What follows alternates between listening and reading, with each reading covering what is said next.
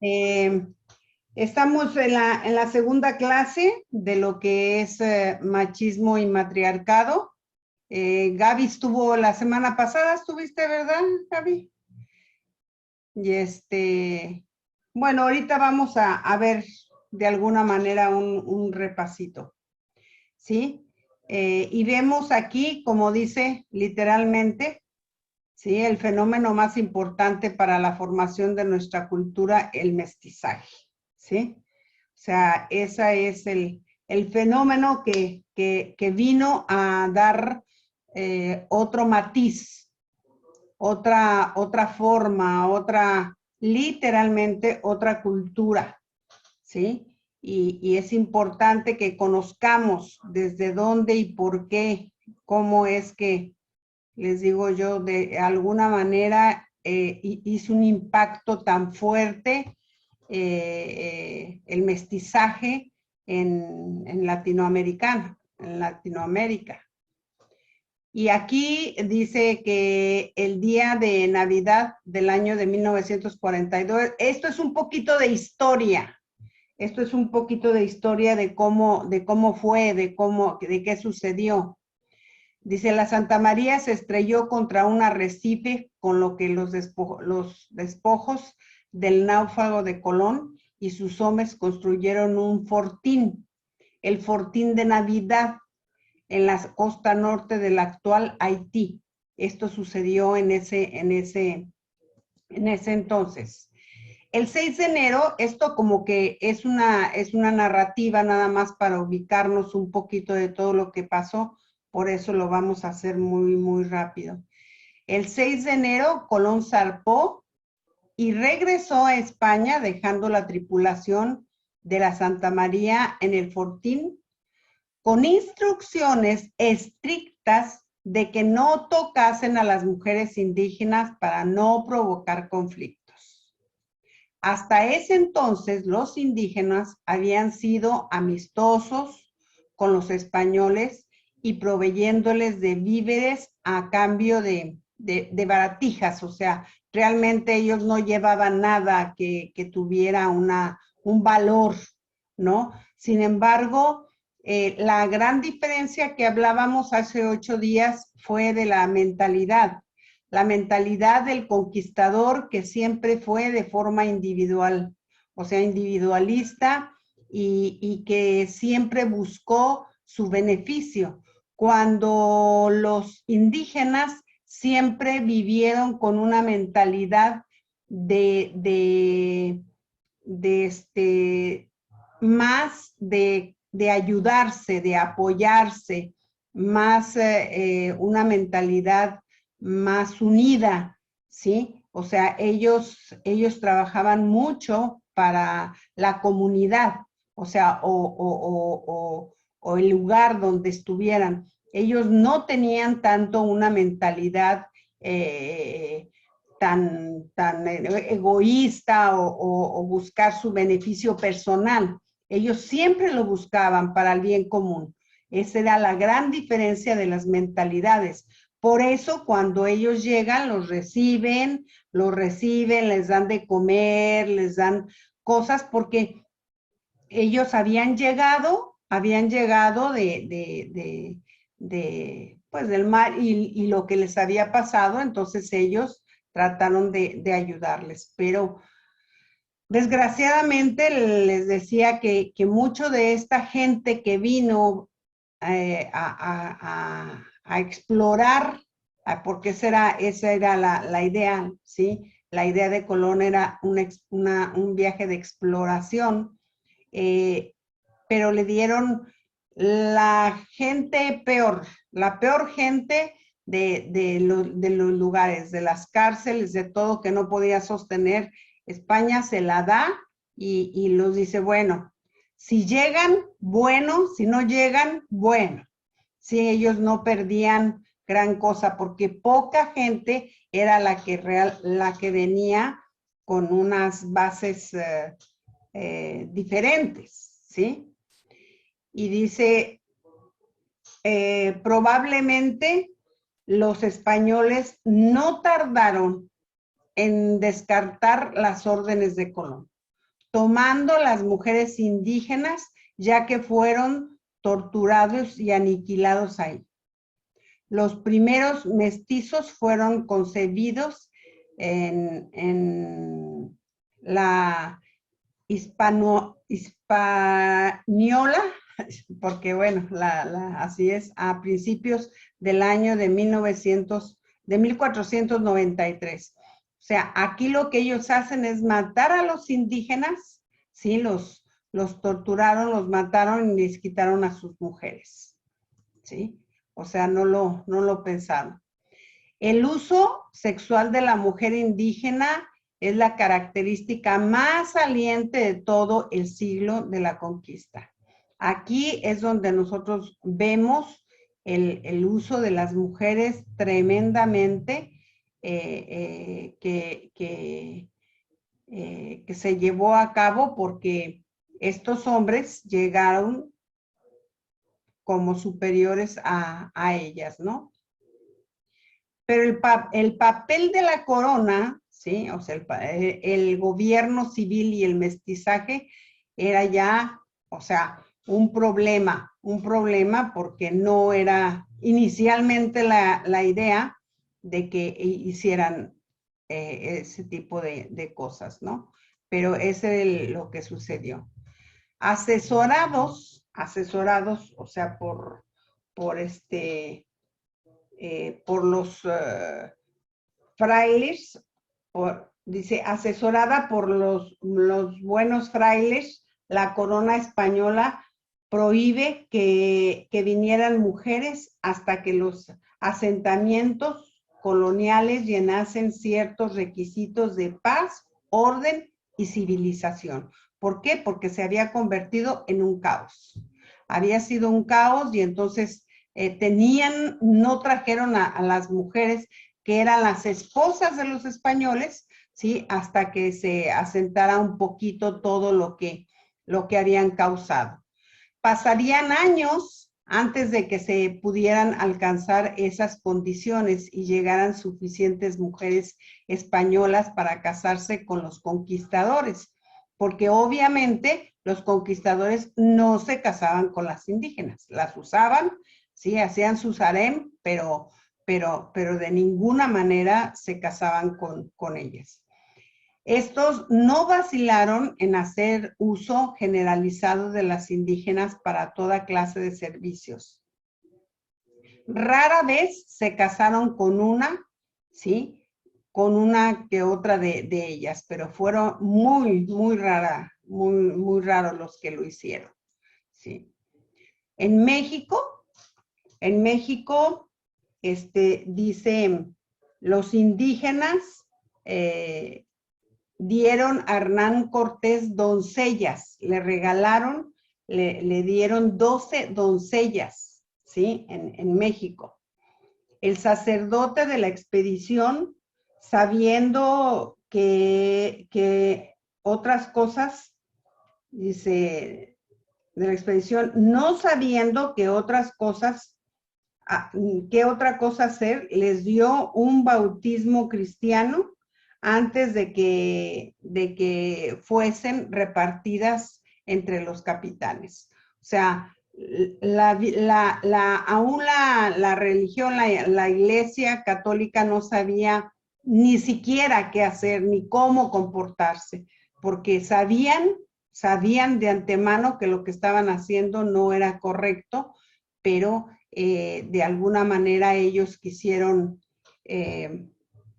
barnizar un poquito todo lo que estaban causando, ¿sí? Y dice, una joven, la desafortunada Malinche, fue tomada de su familia por otra tribu y más tarde fue regalada a Hernán Cortés. La Malinche, la que aparece aquí a un ladito de Cortés, ella, en realidad desafortunada porque fue regalada, ¿sí? A Cortés, pero la historia narra que a la larga ella tuvo familia con Cortés y se casó con Cortés, ¿sí?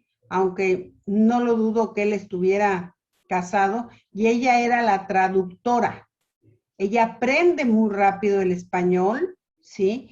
Y entonces ella era la que hacía todas las interpretaciones entre las diferentes lenguas, ¿sí? Las diferentes lenguajes que había de indígenas, y ella surge como esta intérprete que sale muy bien beneficiada. La verdad es que la Malinche fue muy inteligente, no fue nada tonta, y ella sacó también bastante beneficio de eso.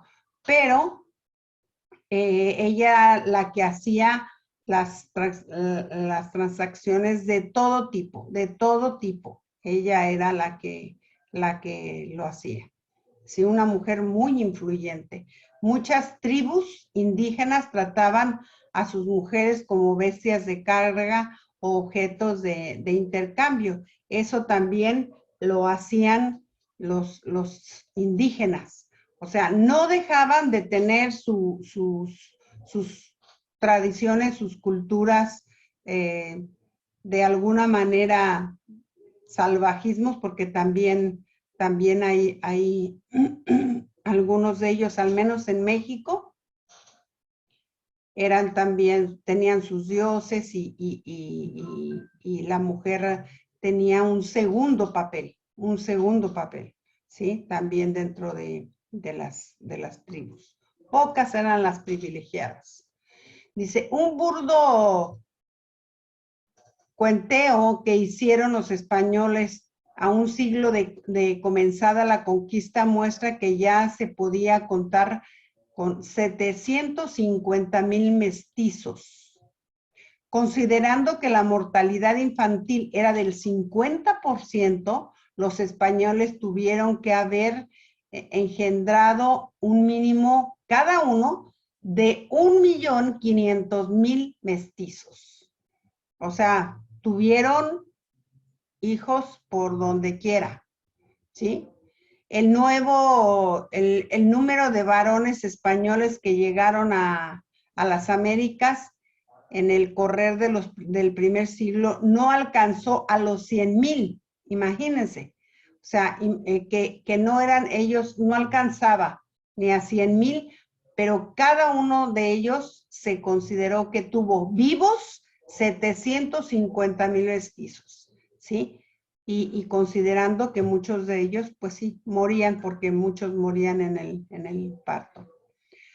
Las crónicas de la época de toda América confirman que el mestizaje era universal.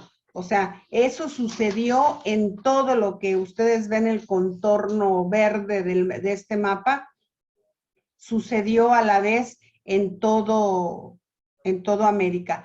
Yo considero que fue una estrategia del diablo pero muy bien hecha, porque lo hace casi en el mismo tiempo en todos los lugares, ¿sí? Y dice, el hogar criollo original consistía en un macho español que engendró docenas de hijos mestizos. O sea, ¿cómo se le llama a este hombre que no era un hombre, sino más bien se le decía, se empezó a darle ese nombre como macho, como si fuera una especie de semental? Esa era la similitud por lo que ellos hicieron. Ese es el secreto de familia que nuestra historia depurada no ha sabido contarnos. O sea, cómo es el que vienen todas las mezclas, ¿sí? Porque un padre podía tener muchísimos hijos. Y en ocasiones, sin saberlo, esos hijos se llegaban a casar con hermanas. Eso también ocasionaba muchísimos problemas. En México ocasionó muchos problemas de pueblos enteros. De hecho, nosotros vivíamos en un pueblo cuando conocimos del Señor, donde Luis y su papá daban consulta, un pueblo arriba. Había muchos niños o jóvenes o personas con retrasos mentales, muchísimos a causa de eso, a causa de eso. Mucha gente albina también, había muchos albinos, y a mí me llamaba la atención, ¿no? Yo decía, ¿por qué? ¿Por qué hay tanta población así? O que nunca los sacaban, eran hijos que estaban en la casa y jamás salían de la casa porque a la familia le daba vergüenza.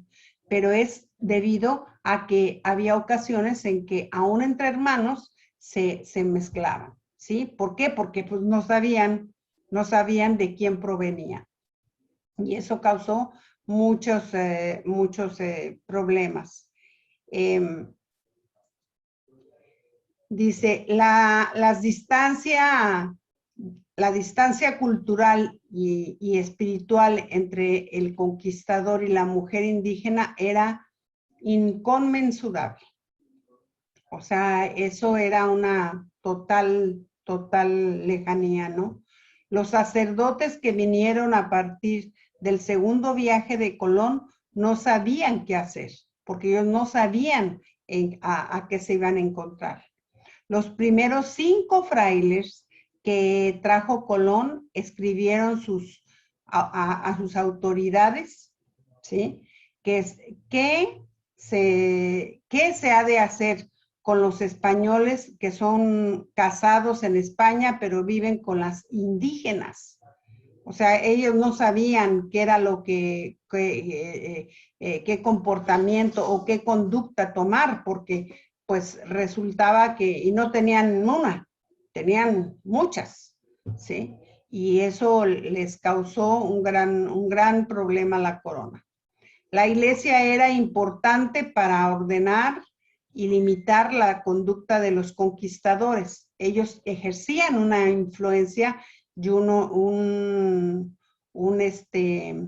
autoridad muy fuerte, pero no tenían la autoridad de qué decía, ¿sí? Una clara doctrina sobre el pacto. Ellos no lo tenían.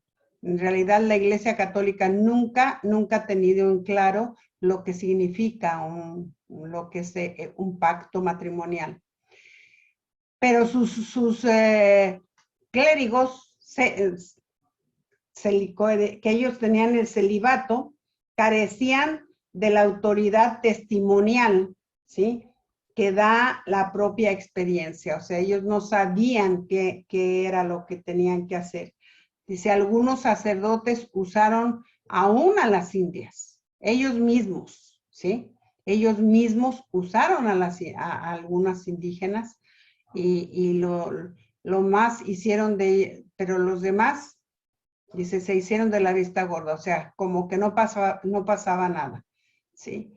Porque pues esto creo que siempre lo hemos sabido y ha sucedido. Muchos españoles tuvieron harenes enteros llenos de indígenas, ¿sí? Hay crónicas en donde los indígenas se quejaban de que no había casi mujeres para su uso en algunos lugares. Ni los sacerdotes ni los oficiales reales pudieron ejercer control sobre sobre lo conquistado. Así que se asentó, ¿sí?, en América un incongruente, ¿sí?, amalgama, un incongruente amalgama, dice, de dos realidades incompatibles, la española y la indígena. O sea, eran cosas que totalmente incongruentes para ellos también, pero también para los indígenas. Y se opusieron, hubo varios casos en que las autoridades civiles trataron de corregir estos abusos, porque lo sabían y lo conocían, pero a 2 de ellos, a Colón y Álvaro Núñez Cabeza de Vaca, fueron enviados a España con grilletes, con falsas acusaciones por tratar de frenar el abuso y el libertinaje, ¿sí? Y ellos mismos son presos de lo que había sucedido, ¿sí? De lo que había sucedido. Ellos se oponían totalmente a eso y trataron de corregirlo, pero ya era mucho lo que se había hecho y durante muchos años. ¿Qué hacen? Entonces ya no podían contener a las esposas, ¿sí? Y traen a las esposas. Las mujeres españolas llegan para prescindir sobre estas, haciéndolas criollas, ¿sí? Amancebados y fecundadas. O sea, eso ellas también tuvieron que enfrentar esta parte, ¿sí? Formalmente ellas son las doñas, las dueñas, ¿sí? De todo, las amas de su casa. O sea, la española, esa era la postura que tomaron. O sea, ellas eran las dueñas de todo, ellas eran las amas de su casa, aunque el esposo tuviese más esposas.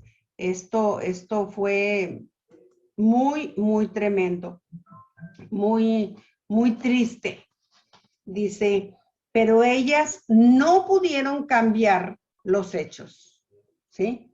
Ni las costumbres, ya que arraigadas solo exigieron guardar las apariencias y no ser avergonzadas en público. Eso era lo único que ellas pidieron. O sea, guardar las apariencias y que no fueran avergonzadas en público. Dice, el decoro, no la fidelidad. Fue el estándar moral, ¿sí? Requisito en la vida conyugal del macho criollo. Entonces, eso era lo que ellas pedían, y lo único, no pedían fidelidad, porque pues sabían que no podían, porque ya cuando ellas llegan, el marido ya tenía muchas mujeres, y ellas se acomodan a ese estándar para poder continuar, ¿no? Con sus maridos. Entonces fue algo difícil, pero bueno, también de alguna manera ellas se acomodaron a eso.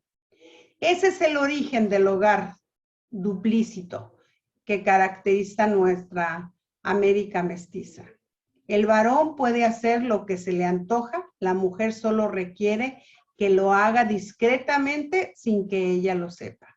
Y ahí comienza ya una cultura, de ahí comienza ya el que sé que el esposo puede andar en adulterio, pero me hago como la que no sé, o simplemente lo callo, ¿sí? Lo callo y se acabó. No lo digo, no lo hablo, no permito que se enteren y ya. Este pobre sustituto por la moralidad y el doble estándar que representa son típicos de la cultura criolla, ¿sí? De ahí es que sale toda la gente. El criollo era ya el que salió de ya los hijos de los españoles, y entonces se hace esa cultura, ¿sí? O sea, no fue que a alguien se le ocurrió, no, esto transcurrió años, años y años, y sigue transcurriendo en muchos lugares de América, ¿sí?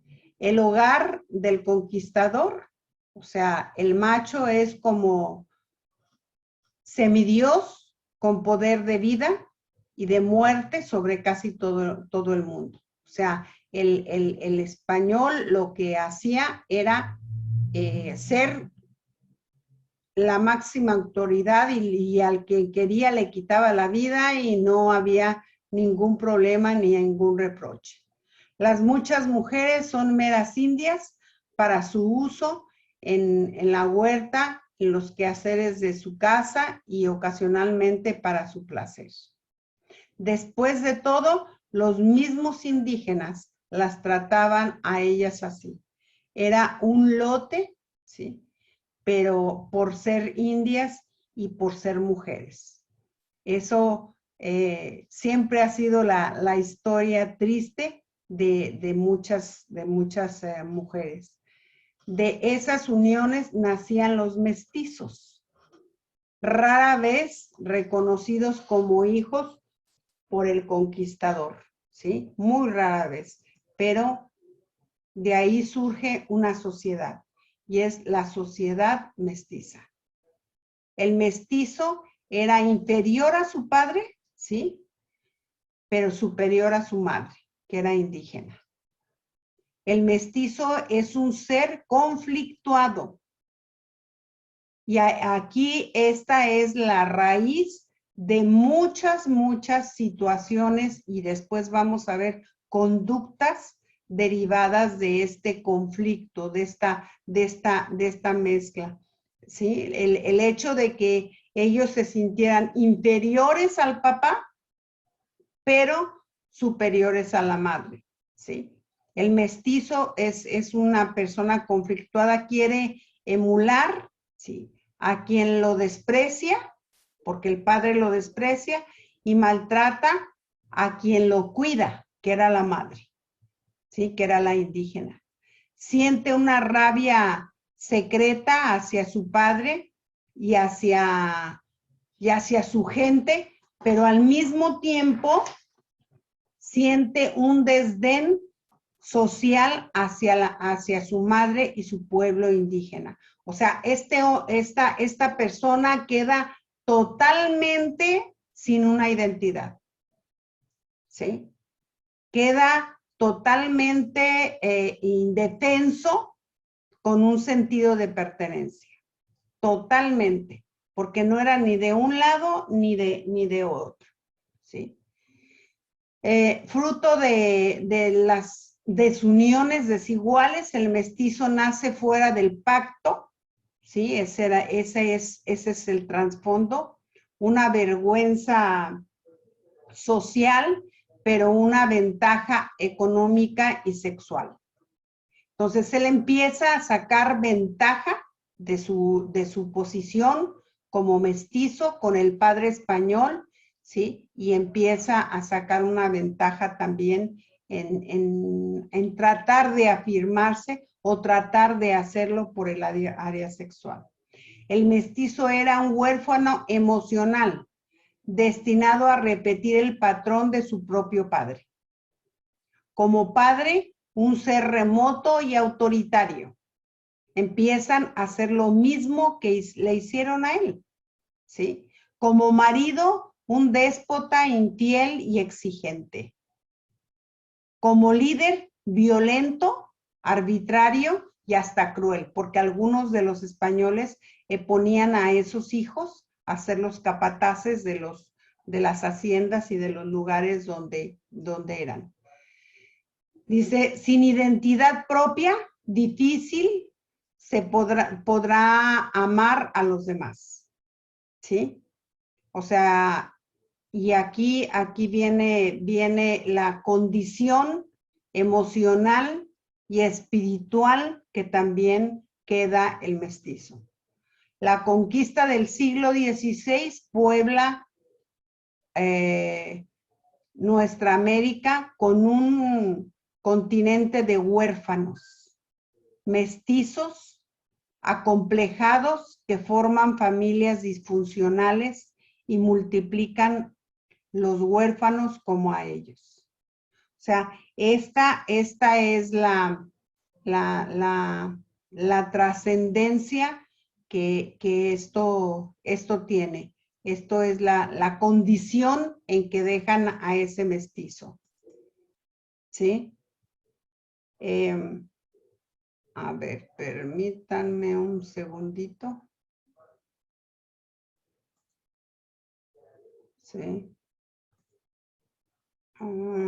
Porque no puedo pasar a la otra. A ver, permítanme un segundo.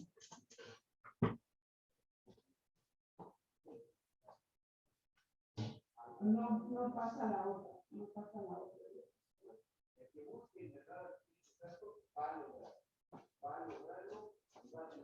A ver, permítanme.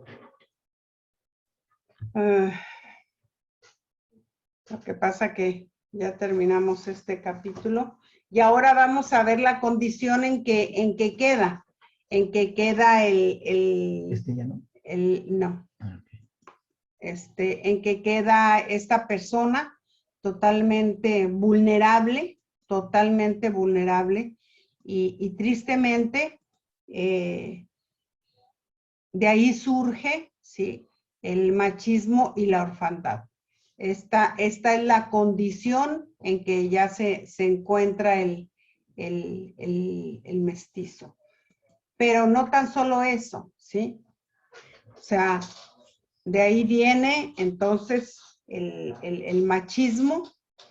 Dice, el machismo da por sentado que el hombre es superior a la mujer, ¿sí? Ese pensamiento de ahí surge. Esa injusticia producto de un sentido de orfandad. Eso es lo que le causa. El padre es distante de sus hijos. Los hijos mestizos, ¿sí? Los hijos mestizos se sienten separados de su padre.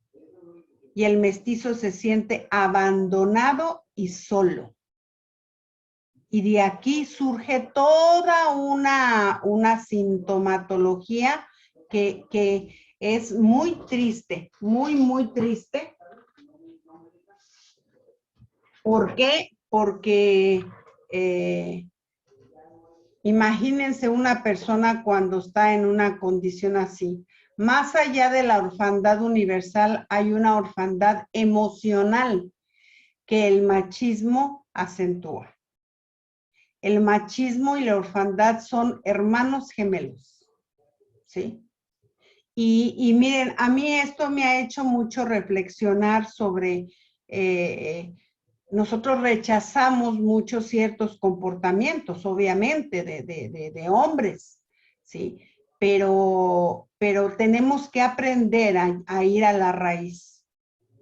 Porque de nada sirve el que nosotros le digamos, no, mira, la palabra dice esto, pero tú tienes que hacer tal cosa y comportarte así y asado. No.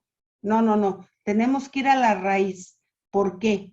Si es una persona, ¿sí?, que se siente de esa manera, emocionalmente tiene una orfandad emocional, ¿sí? Y el Señor no solamente vino a redimir el espíritu, sino también el alma. Pero estas personas están totalmente incapaces de poder salir de ahí. Es un patrón que se refuerza de generación en generación. El machismo viene desde la caída, ¿sí? Es desde ahí viene esto. Dice, en Génesis, ¿sí?, es la aplicación de una prepotencia masculina. El hombre se siente superior a la mujer. Desde entonces. En Génesis 3:16, Dios lo dice, ¿sí? Dios dice a Eva que su marido la va a querer dominar, ¿sí? Y dice, y él querrá. Y a la mujer le dijo, desearás a tu marido y él te dominará. Así lo dice. ¿Por qué? Porque se abre una brecha. Se abre una brecha, hay una separación de ellos con Dios, pero no solamente de ellos con Dios, sino entre ellos. Entre ellos también eso sucede. El orden divino de autoridad en el hogar se vuelve opresivo. Pasa de ser una relación de amor a una relación de poder. ¿Por qué? Porque él quiere, la mujer debe de servir al hombre en todo lo que desea. Y el varón ¿sí? La halaga, pero no la respeta, ¿sí? No se siente obligado a ser fiel porque la considera su inferior. O sea, esto es algo tan tremendo y vemos en las reacciones. Yo el otro día hablábamos, Luis y yo, en el que vemos cómo Adán, en cuanto ellos pecan, él le reprocha a Dios la mujer que le da, ¿sí? Dice, la mujer que me diste por compañera. Pero fíjese algo que es muy llamativo. La mujer no le reprocha a Dios. La mujer lo que le dice es, el diablo me engañó. O sea, fui engañada y comí. Ella acepta, ella asume, pero el hombre no. El hombre culpa a Dios, el hombre reprocha a Dios. Y yo le decía a Luis, mira qué tremenda influencia había, porque dice también en la palabra que Caín, ¿sí? Adán le enseñó a Caín a cultivar la tierra, porque cuando salen, Adán era lo que hacía, cuidaba el huerto. Y cuando ellos salen del huerto, Adán le enseñaba a Caín, ¿sí? A cultivar la tierra, pero la tierra ya estaba maldecida. ¿Se da cuenta? Pero Abel no. Abel no permanecía con el padre, sino con la madre seguramente, y ellos cuidaban el ganado. Ellos cuidaban a los animales. Y lo que ofrece uno, ¿sí? Es el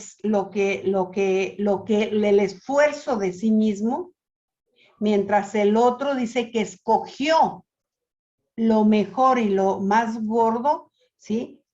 La oveja más gorda para dársela en el holocausto al Señor. Y yo digo, ¿cómo hay los dos tienen actitudes diferentes, como los padres también tuvieron actitudes diferentes? Desde ahí nosotros podemos ver la influencia de uno y de otro. ¿Sí? Ahora, ¿por qué? Seguramente porque, bueno, esa parte de reconocimiento tuvo que tener Eva, de aceptación, de decir, sí, me engañaron y pequé. O sea, me engañaron y comí. ¿Sí? Entonces, pero ahí ya se impone, ya ahí se establece una lucha entre los dos, ¿sí? De uno de dominarla y el otro de no quererlo hacer. Hay una desigualdad moral basada en un engaño, ¿sí? Porque fue engañada.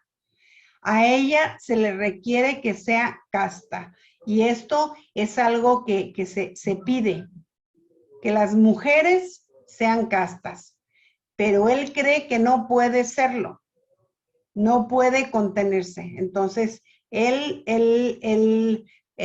macho siempre se da esa concesión, ¿no? Y las mujeres también consienten eso, aún las madres, muchas de ellas en la historia, ¿no? Eso se hace del macho un hombre irresponsable, mujeriego, engañoso e infiel. ¿Sí? Esa es la tremenda consecuencia. Entonces, cuando nosotros vemos a un hombre que es así, usted tiene que darse cuenta la problemática en la que él se encuentra, la soledad en la que él está y la condición emocional también que tiene.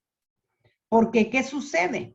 las mujeres bajo el sistema del macho tienen actitudes como sufridas, ¿sí? Sí, pues es que así son los hombres.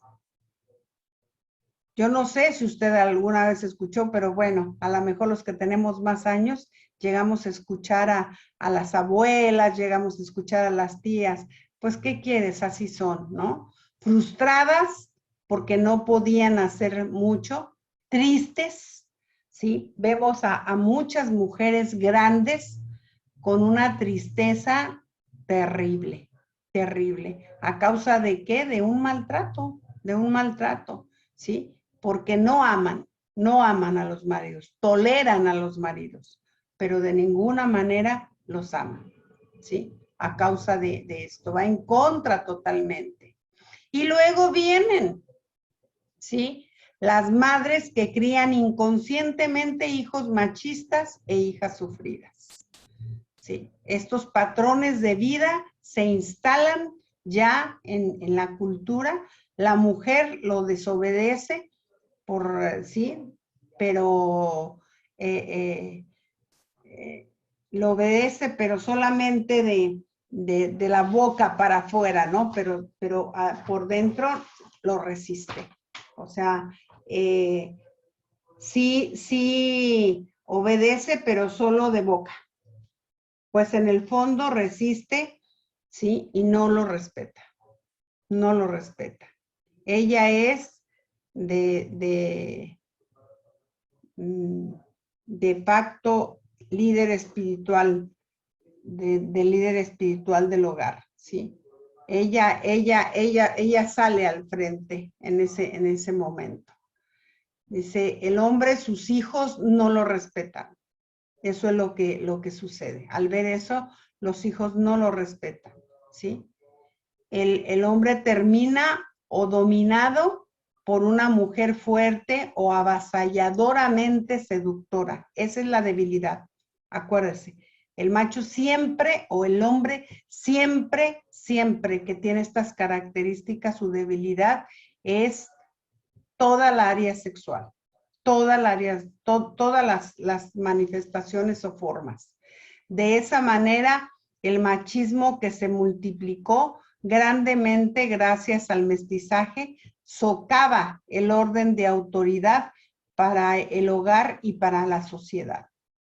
Eso es lo que sucedió, ¿sí? Ahí es cuando comenzó. El machismo, producto del desorden familiar, ¿sí? Las esposas no pueden sujetarse a sus maridos, ¿sí? O sea, no pueden hacerlo, obvio porque no existen, ¿sí? Que dice a los maridos que no se respetan a sí mismos y se ven forzadas a reemplazarlos como autoridad moral en el hogar. El hombre se desinteresa, no hay una autoridad de parte de ellos en sus casas y las ceden a las mujeres. Y las mujeres las toman, ¿no? Porque no pueden dejar a los hijos a la deriva. Y es alguna manera también la forma como ellas controlan a los hijos, ¿sí?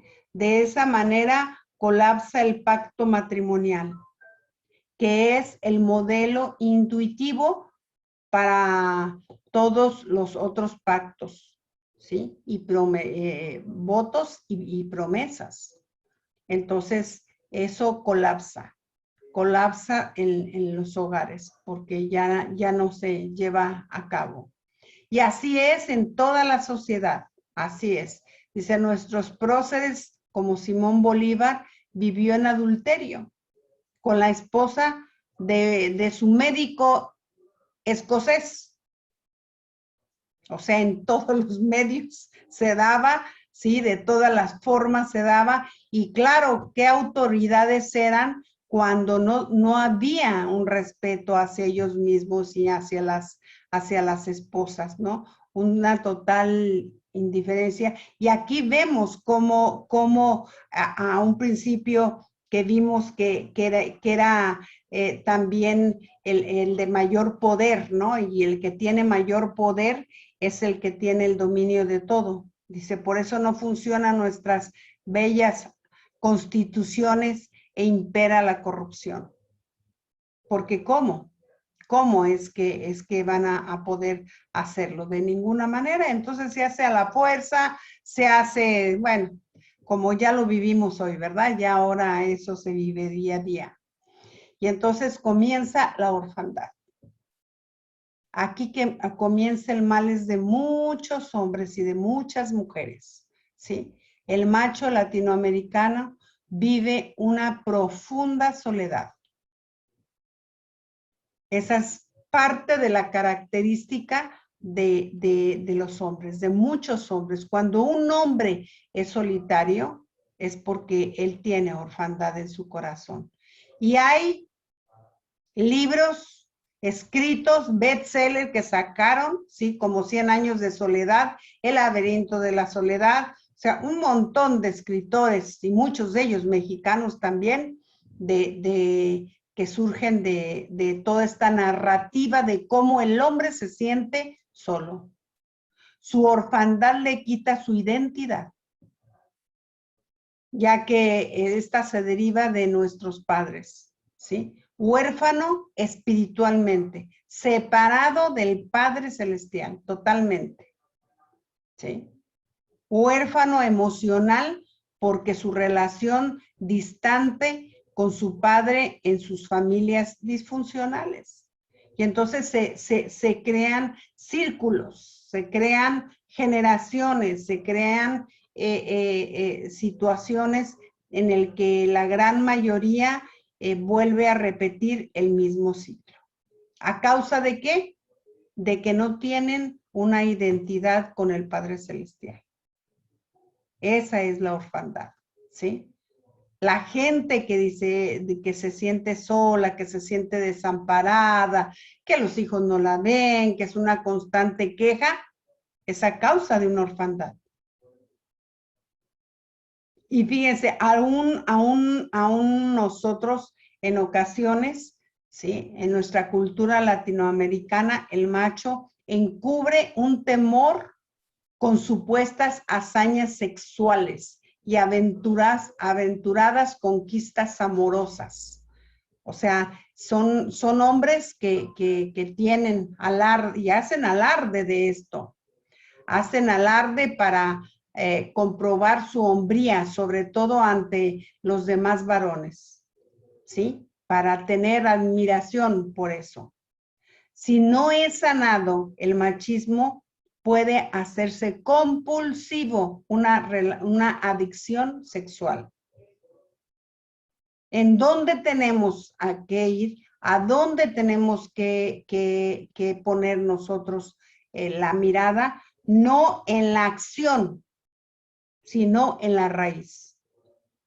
Y la raíz es una orfandad. Es incapaz de violar, o sea, es capaz de violar cualquier promesa, cualquier pacto o cualquier norma. Él es un total infractor de todo en lo moral, ¿sí? Lo impulsa por un lado la lujuria y por otro la inseguridad. Esos son los dos ingredientes que tiene. Tiene una necesidad profunda de sentirse valorado. Pero el fruto es quebranto y miseria para ellos y para sus familias. Porque por un lado se quiere sentir valorado, pero hace cosas totalmente que le quitan la autoridad y lo desvalorizan totalmente. Entonces es una incongruencia de vidas. Y es una agonía, o sea, son hombres que sufren, son mujeres que sufren también. Porque no esto, después nosotros de aquí vemos la otra parte que también es el matriarcado, ¿no? Pero bueno, eso lo veremos más adelante. Les digo, ahora les toca a los hombres, pero al rato nos toca también a las mujeres, ¿sí? Siempre es un hombre que halaga, un salamalero se le llama a la persona que siempre está halagando a la mujer, ¿sí? Hace la broma sugestiva, la indirecta, el chantaje emocional, las promesas falsas, el acoso público, el acoso privado, puede hasta tratar, ¿no? De ahora ya no es tan solo de embriagar, sino hasta de drogar a las chicas para violarlas. Eso lo sabemos que lo hacen con mucha facilidad, ¿sí? La conquista es una lucha de sobreponerse. No es que este es de lo peor. No, espérese. Está dando un grito de auxilio. Y es para sobreponerse a la soledad que tiene, ¿sí? Es para sobreponerse a la falta de valía que tiene. Esa es la razón por la que tiene ese tipo de actitudes, ¿sí? El hombre confunde ser varón con ser macho. O sea, en todo lo sexual. Entonces, él trata de hacerlo ver de esa manera, que él puede. Se ve el sexo como única manera de ser varón, ¿sí? El macho es inseguro y busca la admiración de otros hombres en esa área. Entonces, hacen alarde de tantas cosas que hasta pena dan, ¿no? De cuántas mujeres, de cómo, de cuándo, de a qué horas. O sea, todo cuando una persona hace ese tipo de alarde, uno debe de detectar inmediatamente qué es lo que está hablando. Y en muchos matrimonios, déjenme decirles, pastores, que en muchos matrimonios lo que hacen es tener relaciones sexuales diarias con las esposas. Y claro, las esposas llega el momento en que dicen, oigan, ¿esto es normal? No, pero es la forma de afirmación para ellos de su varonilidad. Y eso es terrible, terrible, terrible. Toma ventaja de cualquier factor de superioridad. O sea, son esos patrones que están sobre las empleadas, ¿sí? Siempre son los jefes que siempre están sobre la gente que está abajo de ellos. Incluso como adulto puede aprovecharse hasta de los niños. De aquí surgen todas las violaciones de hijos, de sobrinos, de primos, de abuelos, pero porque tiene un problema de esto.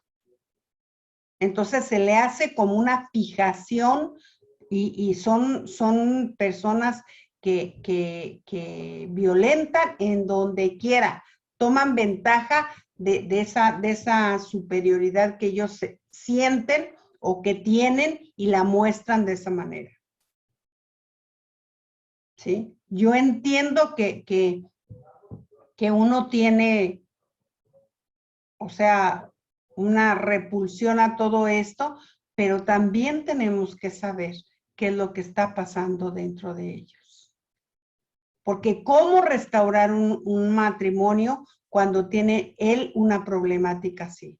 Si no entendemos qué es lo que le está pasando. Y no es ir en contra o agredir o quitar la conducta. No, tenemos que ir a la raíz de todo eso para que entonces el Señor saque y Él se dé cuenta de lo que está haciendo también la soledad, la falta de valorización, el sentirse aprobado, el sentirse alguien, llenar el vacío que tiene, ¿sí? La adicción sexual es frecuente entre nosotros, pero es a causa de eso, ¿sí? Una alta tasa de ilegalidad resulta de las anomalías que produce el machismo. Mire, estas tasas son de hace 10 años, nada más imagínense. La tasa de ilegitimidad llega hasta del 50%. Ahora en Argentina está en el 80%. La mitad de nosotros somos legalmente huérfanos, ¿sí? Hay consecuencias espirituales y emocionales de nacer fuera del pacto. Hay consecuencias, ¿sí? Y la palabra lo dice también. Es triste y es fea la palabra, pero la palabra lo llama bastardo a esos hijos, ¿no? Las circunstancias afectan a casi todas las familias latinoamericanas. Y yo les digo, Argentina es una tierra de colonizadores, porque ese es el caso. Pocos indígenas quedaron en Argentina. Pero pasó mucho de esto de la colonización también, porque mire, en la Primera Guerra Mundial fue a causa de la pobreza, a causa de la escasez, a causa de que mandaron mucha gente a Argentina. Pero estudiando nosotros, bueno, esa fue una de las cosas que a mí me intrigaba, ¿no? Porque uno veía todavía muy arraigado, no, es que mi familia es italiana, no, es que mi familia es rusa, no, es que mi familia es de descendencia alemana. Y como que había eso muy arraigado o sea, en la gente, ¿sí? Pero no de Argentina. O sea, poca gente tiene un arraigo argentino legítimamente. Poca gente. ¿Sí?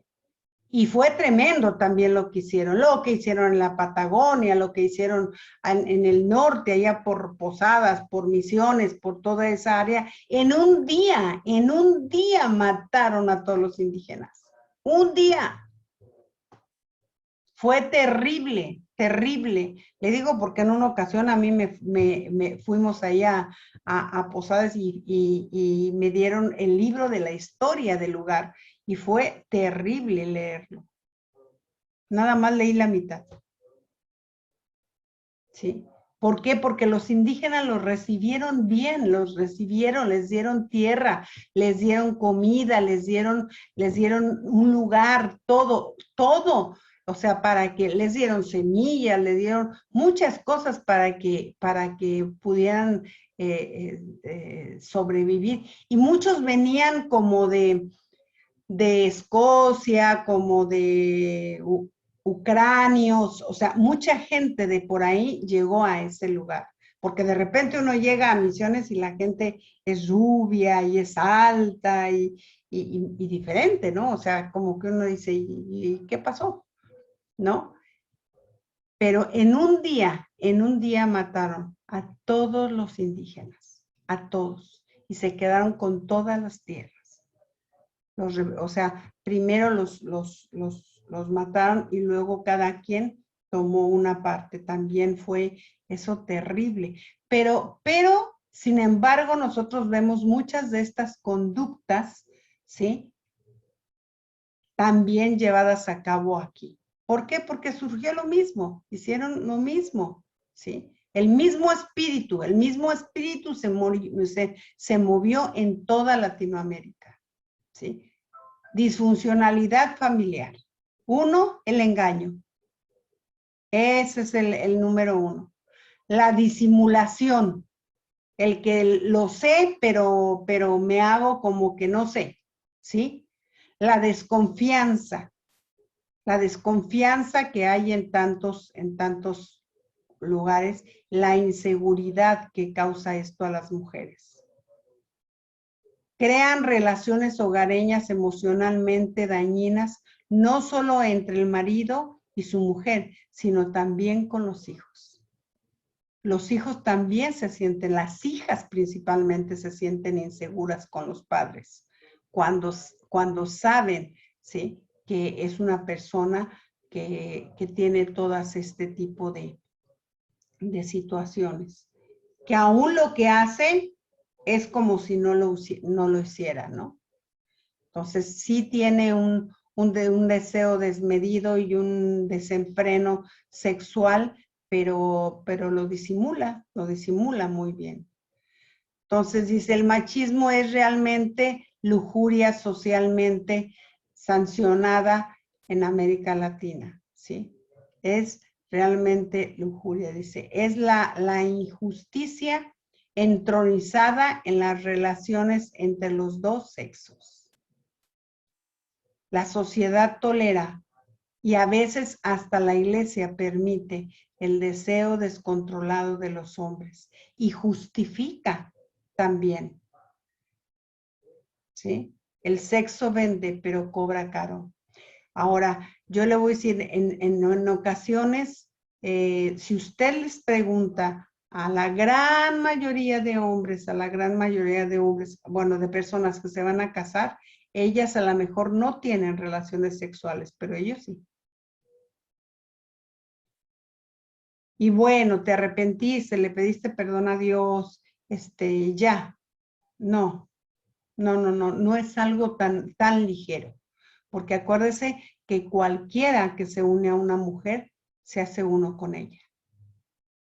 Y cuando se hace uno con ella, se hace uno esencial. Su esencia, su sustancia, se hace uno con ella. Entonces se tiene que hacer una renuncia. Se tiene que renunciar a esa esencia que vino de parte de ella a él y de él hacia ella. Se tiene que regresar. Eso es algo que el Espíritu Santo puede hacer.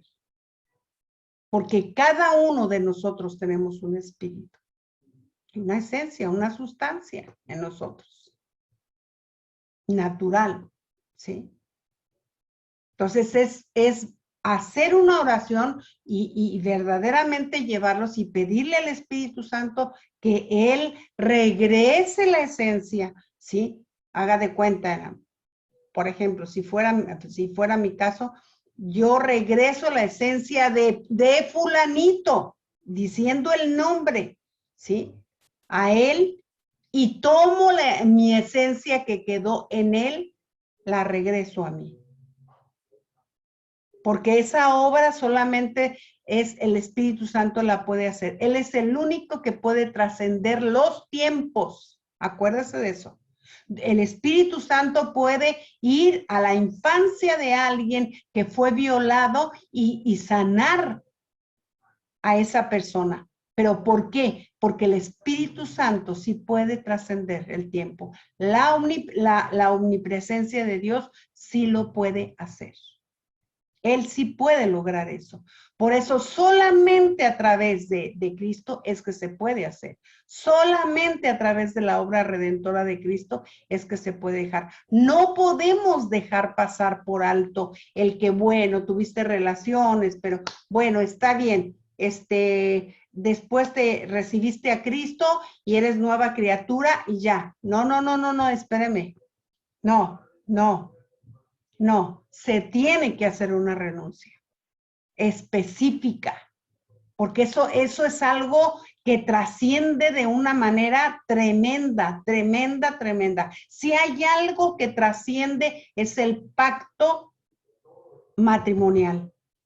Transforma no solamente al matrimonio y a la familia, no, al lugar donde se encuentre. Transforma los ámbitos. Vamos a ver más adelante lo que es el pacto divino. Esto es le digo yo, lo grotesco. Esto es así como que hasta a mí como que me desagrada. Pero hay que saberlo para conocer lo que también está sucediendo dentro de las personas, ¿sí? Instituciones vergonzosas como lo escuchamos o alguna vez se dijo, sí, las casas de cita de los prostíbulos, ahora a lo mejor ya ya los boliches, ya tantas cosas que ahora se han actualizado, ¿sí? Pero que siguen siendo esto. Muchas mujeres, las amantes, la otra, la querida, la mantenida, la casa chica, el viernes de soltero o el viernes de solteras también que ahora hay, ¿sí? Y que solamente son para cosas terribles. Los amigos con derechos, ¿sí? O los amigobios. Yo he sabido de lugares, de congregaciones en donde los jóvenes, no. Bueno, relaciones sexuales, cuando yo doy los prematrimoniales, en la segunda clase les pregunto si han tenido relaciones sexuales. ¿Y sabe qué algunos me han dicho? No, penetración no. Y entonces a mí me llamó una vez la atención, le dije, a ver, ¿a qué te refieres con eso? No, bueno, penetración no hemos tenido. Pero bueno, sí hemos tenido orgasmos, uno con el otro. O sea, masturbaciones.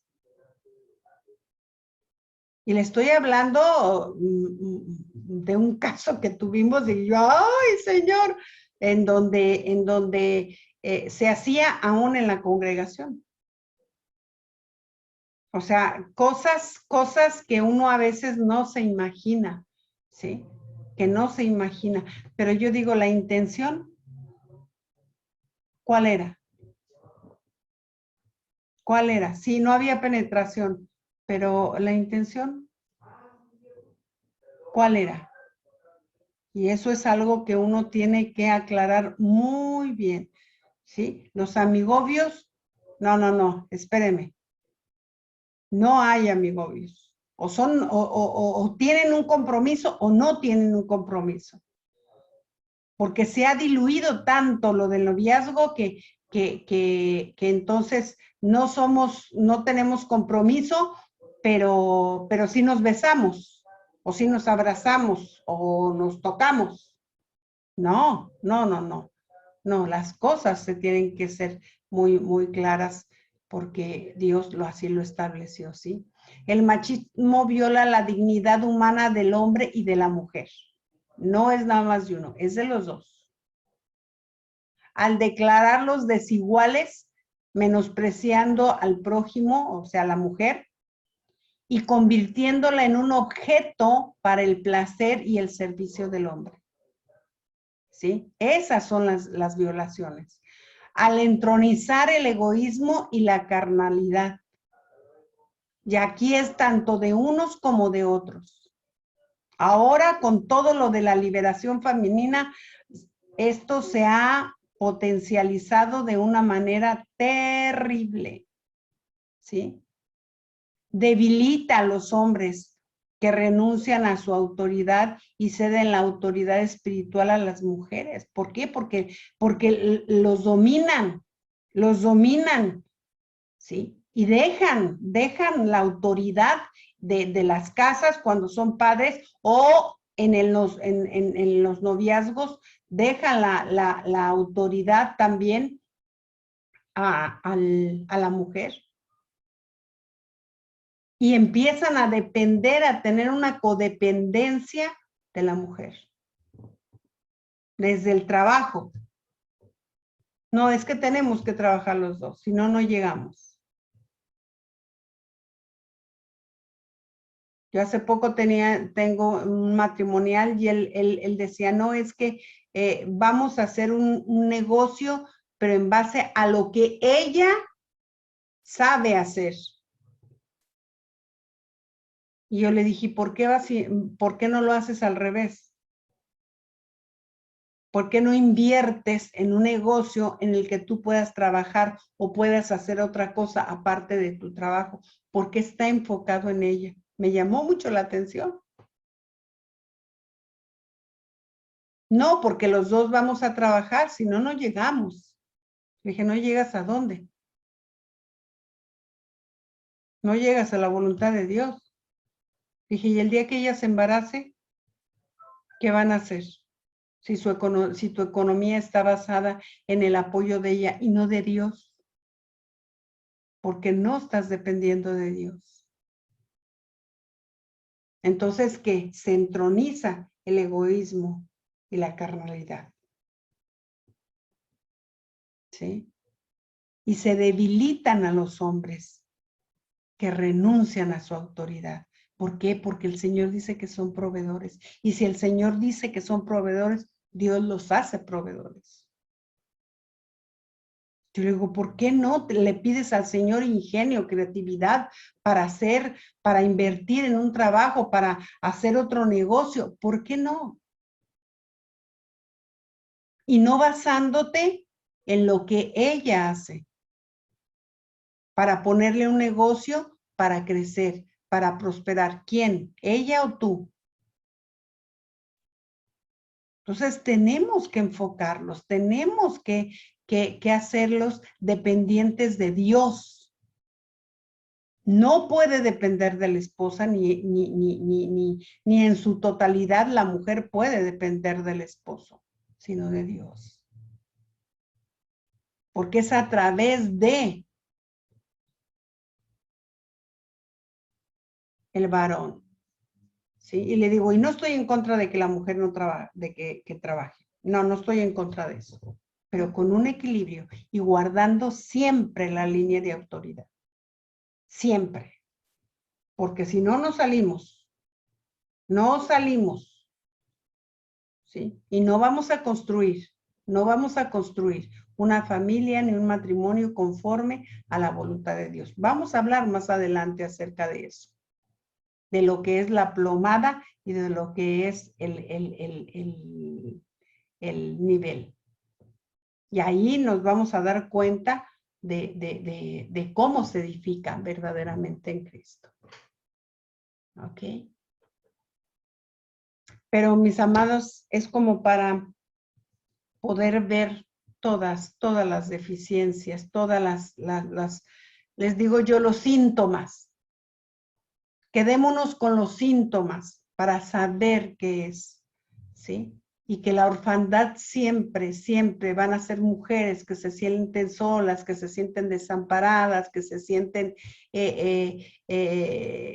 dependientes de que el esposo las llene en todo emocionalmente. Y eso, ¿sabe qué? Eso nada más existe en Hollywood.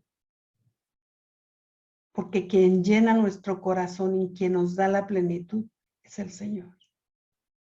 Es Cristo solamente. Es a través del Espíritu Santo que podemos tener esa plenitud en nuestros corazones y ser verdaderamente lo que somos. Mujeres de Dios. Como hombres de Dios también. Proveedores de todo lo que se necesita. Bueno, mis queridísimas, creo que ya estamos a tiempo. ¿Tienen alguna duda? ¿Alguna pregunta? Muy claro, muy claro. ¿Cómo, perdón? Muy claro fue todo. Y siempre cuando va escuchando, va viendo, ¿no? A lo largo de todo este tiempo, a familias, personas, ¿no? Que están con este problema, tema.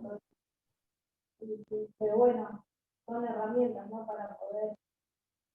Y yo creo que más que otra cosa, ya verlos como los ve Dios, ¿no? Claro, O sea, considerar su condición como los ve Dios y no tanto recriminar, sino más bien ver lo que hace falta, la carencia que hay. ¿Sí? La orfandad es de las cosas más terribles que puede haber.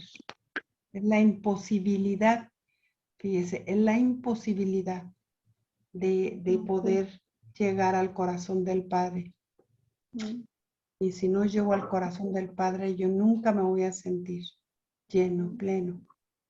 No lo voy a poder lograr. Así es, así es. Muchas gracias, Pati, muchas gracias. No, gracias a ustedes y gracias por aguantarnos. Gracias, Pati. Gracias, Buenas Pati. noches. No, Buenas al noches. contrario.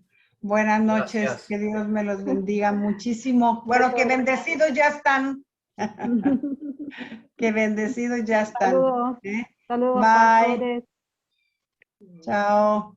Chao, buenas noches, gracias, Pati, saludos. Saludos.